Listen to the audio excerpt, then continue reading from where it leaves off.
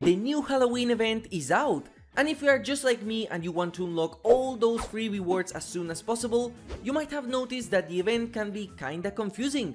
But today I will explain the fastest way to get everything. Now before we begin this video, go to the store and put this code on it in order to get a free charm. And also, if you're signed up for DBD's newsletter, check your emails in order to get another code for a special charm for free. First of all, let's talk about the Halloween Rift, because for the first time in a long while, we now have a special currency, Dark Trinkets. Just select one challenge from the Halloween Rift and you're good to go. I recommend doing all challenges, which means playing both sides, and this way, you will be able to get most of the cosmetics just by playing. I say this because there are actually 3 cosmetics that you can only obtain by different means, which we will talk about later in the vid. And by the way, any dark trinkets you do not use by the end of the event will be converted into blood points, so make sure to spend them all if you can. Once you select a challenge, choose the character you will want to play and start spending your blood points in order to get the special offerings for this event. They are not necessary in order to get progress, but they will help you get even more blood points, and trust me, the amount you get in this event is crazy high. Now, as of recording this video, the offerings and special items do not appear in the Blood Web, but I am sure this will be fixed by the time you're watching this, so if you wondered why nothing appears in your Blood Webs, this is why. And now let's get into the meat, the event. While playing, you will be able to collect void energy in order to funnel it inside the portals you will find all over the map. In order to get this void energy, there are a lot of ways. First of all, you can break pumpkins that you find all over the map in order to get some void energy, and either a speed boost, a slowdown, or nothing. I recommend going for these pumpkins as early as possible, as they are limited in the match. You can do this either as killer and as a survivor. The second way is to go near the void energy orbs you will find all over the map. These will spawn randomly and you just have to approach them in order to get the void energy. They will despawn if you don't get them fast enough. As a survivor, you can repair generators in order to get void energy, as well as stun killers in order to steal theirs. As a killer, you will have to hook survivors in order to get void energy, and downing them will allow you to steal some of their void energy as well. Now you're probably wondering, what are those ghosts that you can find all over the map? Well, don't worry about them yet, because in order to interact with them, you will have to enter the void, and this is how you will be able to do that. Once you got some of that void energy, you can deposit it inside the portals, which will randomly spawn and close as the match progresses. The dowsing rod will allow you to see the auras of these portals, making it more useful to use. And here is the special part. Once enough void energy is deposited, the portals will destabilize, opening themselves. This way, you can interact with the portals again and enter the void. Inside the void, as a killer, you become undetectable, but you will be unable to use your power. As a survivor, you will become exhausted and broken if you were injured. This is where you will find the hounds, these ghost creatures which you can free by using your void energy. Just come close to them as a survivor or as a killer, and you will automatically get their energy transferred. Once you get enough, you will free them from the void and transfer them to the match. You will also get a special bonus of speed and either undetectable if you're a killer or enduring if you are a survivor. As a killer, you are also able to hook survivors inside the void, and they will be transferred to a real hook in the match after a short period of time.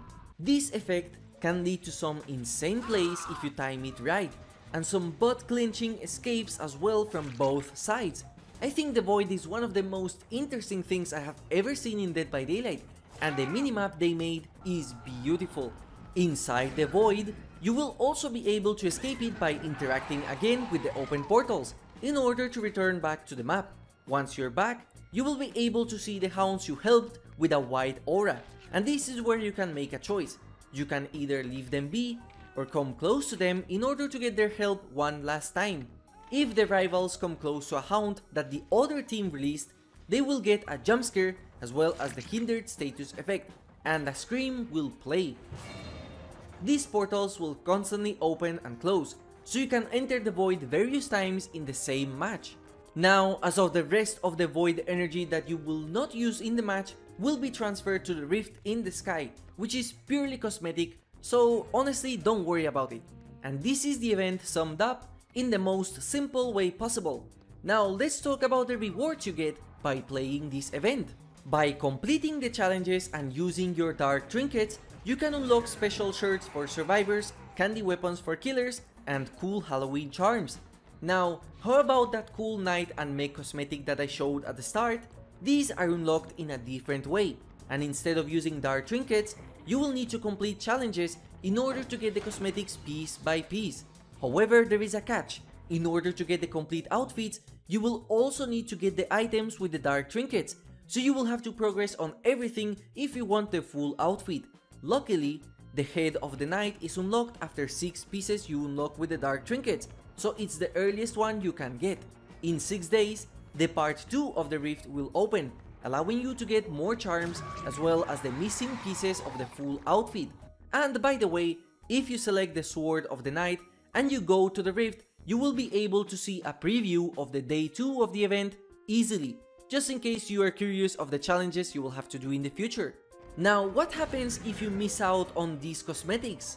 Sadly, these are limited time cosmetics, just like any of the cosmetics shown with a yellow timer in the cosmetic store, which means that once the event ends, they will disappear until the next Halloween event. And apparently, the old rewards are not available to purchase with iridescent shards, so if you're watching this, maybe try to get whatever you're interested in, just so you don't have to pay for it in the future, and save up your money. Now, I said at the start that there are 3 cosmetic pieces that are not available for purchase with dark trinkets. That's because 2 of them are locked behind Twitch drops. So if you haven't done that already, make sure to link your Twitch account with your behavior 1 and watch 4 hours of any Dead by Daylight stream in order to get them in game. I sadly cannot show them as my rewards got glitched. Now, for the worst part, the final candy weapon is available if you purchase any of the Oryx Cells packs in the store. So yeah, that's honestly kinda scummy. This is how the cosmetic looks like in game. So if you don't like it, save your money, and if you found this useful, I would appreciate a like or a sub. Unlike this special reward, liking this video is free.